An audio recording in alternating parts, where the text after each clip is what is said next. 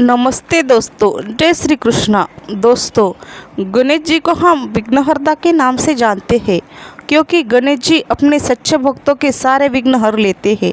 लेकिन कभी कभी भक्त भी भगवान से ऐसा वरदान मांग लेते हैं कि भगवान असमंजस में पड़ जाते हैं। पर क्या करें, आखिरकार वह भगवान है, उसे वरदान देना ही पड़ता है।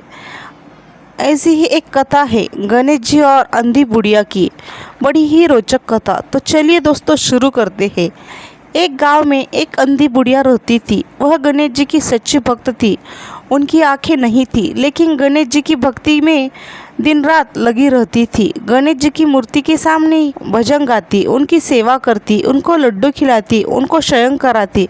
ऐसी भक्ति देखकर गणेश जी एक दिन प्रसन्न होते हैं और उन्होंने सोचा कि यह बूढ़ी मैया नित्य मेरी सेवा करती है, लेकिन बदले में फल की तो कुछ अपेक्षा ही नहीं रखती है।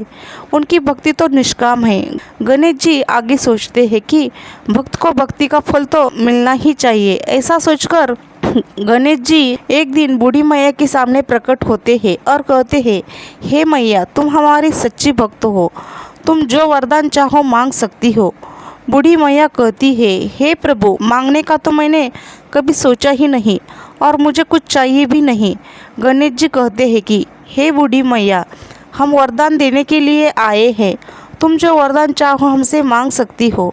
बूढ़ी मैया कहती है कि अगर आप कह रहे हैं तो मैं कल मांग लूँगी, तब तक मैं अपने बेटे बहू से भी सलाह मशवरा कर लूँगी। गणेश जी कल आने का दावा करके वापस लौट जाते हैं।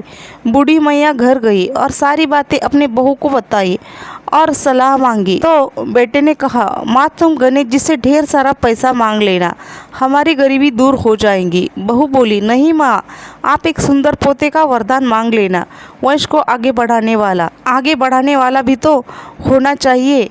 दोनों की बात सुनकर बूढ़ी मैया असमंजस में पड़ जाती है। उसने सोचा कि यह दोनों तो अपने अपने मतलब की बात कर रहे हैं।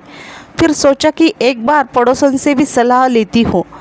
उनकी पड़ोसन नेक दिल की थी। उसने बूढ़ी मैया को समझाया कि तुम्हारी सारी जिंदगी दुखों में कटी है, अब थोड़ा सा जीवन बचा है, वह तो सुख से व्यतीत हो जाए। धन और पोते का क्या करोगी अगर तुम्हारी आंखें ही नहीं है, इसलिए गणेश जी से तुम अपने लिए 2 आँख मांग लेना। बूढ़ी मैया घर आई और सोचने लगी कि गणेश जी से ऐसा क्या मांग लूँ जिससे मेरा बहू और बेटे सबका भला हो जाए, लेकिन ऐसा क्या हो सकता है। इसी सोच में सारा दिन व्यतीत हो गया। बूढ़ी मैया कभी कुछ मांगने का तो कभी कुछ, परंतु कुछ निर्धारित ना कर सकी। दूसरे दिन गणेश जी पुनः प्रकट होते हैं और कहते हैं, हे मैया, आप जो मांगेंगे वह हमारी कृपा से हो जाएगा, यह हमारा वचन है। गणेश जी की बात सुनकर बूढ़ी मैया कहती है, हे गणराज, यदि आप मुझे प्रसन्न हैं तो कृपया मुझे मन निश्चित वरदान दीजिए। आगे कहते हैं, हे विघ्नहर्ता, मैं अपने पोते को सोने के गिलास से दूध पीते देखना चाहती हूँ। बूढ़ी मैया की बात सुनकर मुस्करा देते हैं और कहते हैं कि तुमने मुझे ठग ही लिया है। मैंने तुम्हें एक वरदान मांगने के लिए बोला था, परंतु तुमने तो एक वरदान में ही सब कुछ मांग लिया है।